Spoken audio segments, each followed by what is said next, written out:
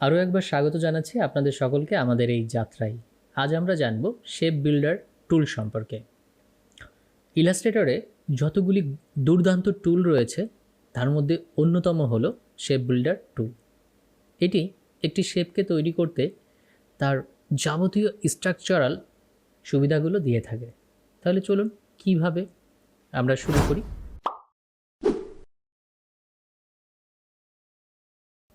ইতিমধ্যে আমরা পাথফাইন্ডার এবং শেপ মুডস সম্পর্কে জেনেছি, যে কিভাবে একাধিক শেপকে আলাদা করতে হয়, পার্থক্য করতে হয়। এইভাবে এই ক্ষেত্রে আমরা যদি এখানে একটি পেন্সিল টুল নিই, পেন্সিল টুল নিয়ে আমি যদি এখানে একটা অংশ ড্র করি, ওকে, এই অংশটিকে আমি একটি কালার দিয়ে দিচ্ছি।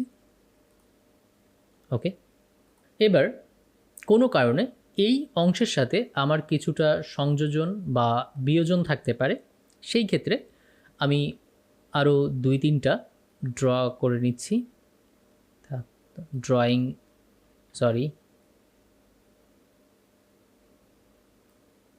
ওকে, এটাকে একটা অন্য কালার দিই। ওকে,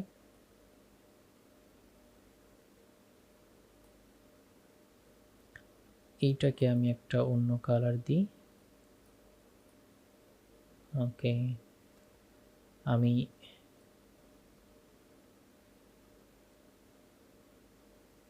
এইখানে একটা ড্রয়িং করে নিচ্ছি।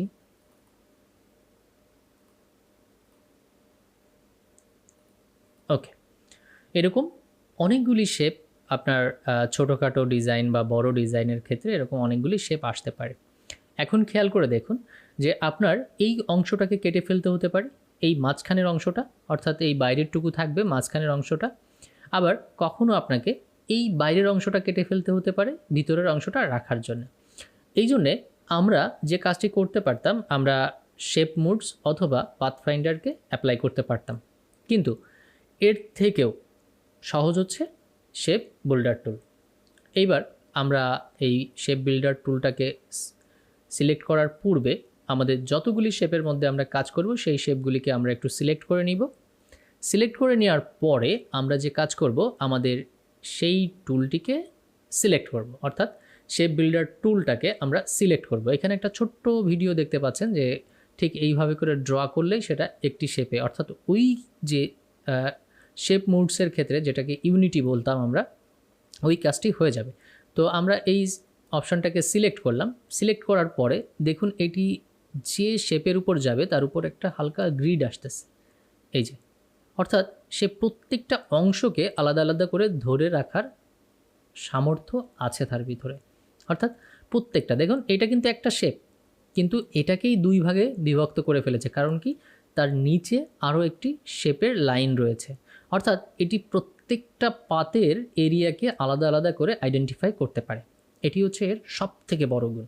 তো আমরা যদি এটাকে জাস্ট একটা ক্লিক করি, মাউসের বাম বাটন দিয়ে একটা ক্লিক করি, তাহলে প্রত্যেকটা এরিয়া আলাদা আলাদা শেপ হয়ে যাবে।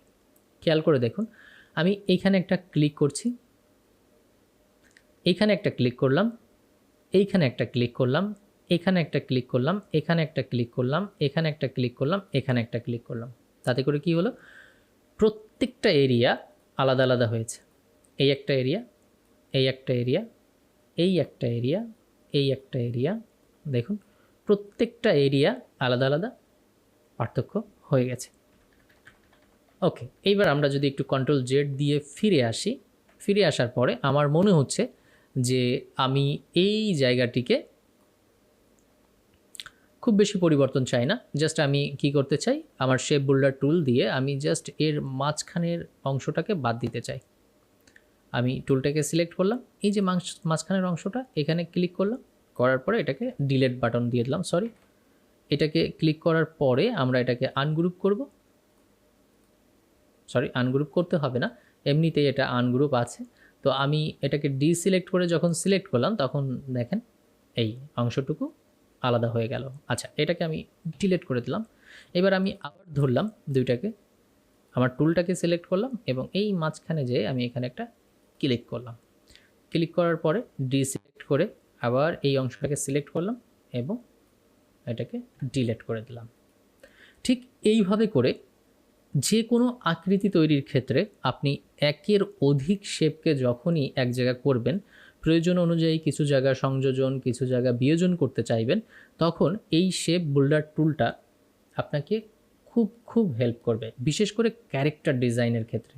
আপনি যখন ক্যারেক্টার তৈরি করতে যাবেন, অর্থাৎ কোনো কার্টুন ক্যারেক্টার হোক বা কোনো ফ্রুটস হোক, এই ধরনের যে কোনো জিনিস আপনি তৈরি করতে যাবেন বা কোনো গাছ হোক, তো এই সব ক্ষেত্রে আপনার এই টুলটাকে একটু শ্যাডো তৈরি করতে, অর্থাৎ দেখা যাচ্ছে একটা কার্টুন রয়েছে, তার একটা সাইড একটু ডার্ক হবে, একটা সাইড একটু লাইট হবে, তো এই সব ক্ষেত্রে এই শেপগুলো তৈরি করতে গেলে এই শেপ বিল্ডার টুলটা খুব ইম্পর্ট্যান্ট একটি টুল, যেটা আপনাদের কাজে লাগবে।